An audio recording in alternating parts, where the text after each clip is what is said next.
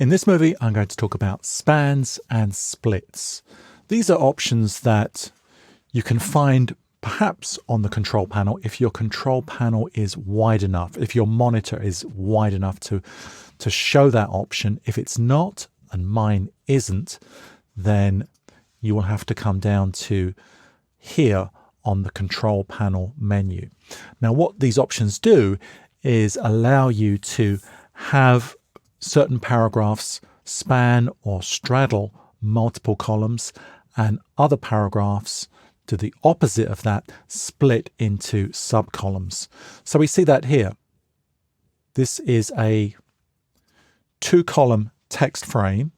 Let me press W to switch to normal view mode. It's a 2-column text frame, and that's determined up here on the control panel, or you can also, in your text frame options, specify the number of columns. But the first 2 paragraphs span those 2 columns.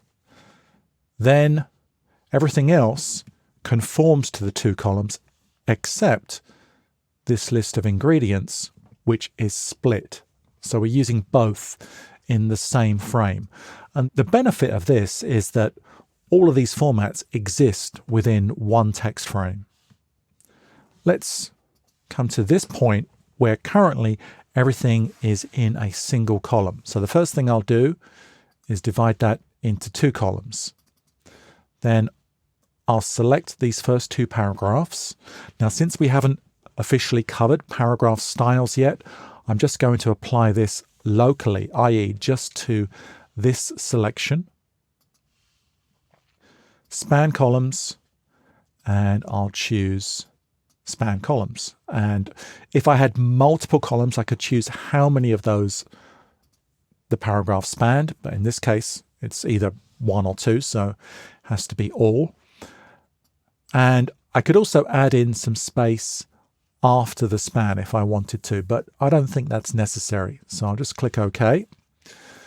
Then I'll come to my list of ingredients, select that, return to the same point on the menu,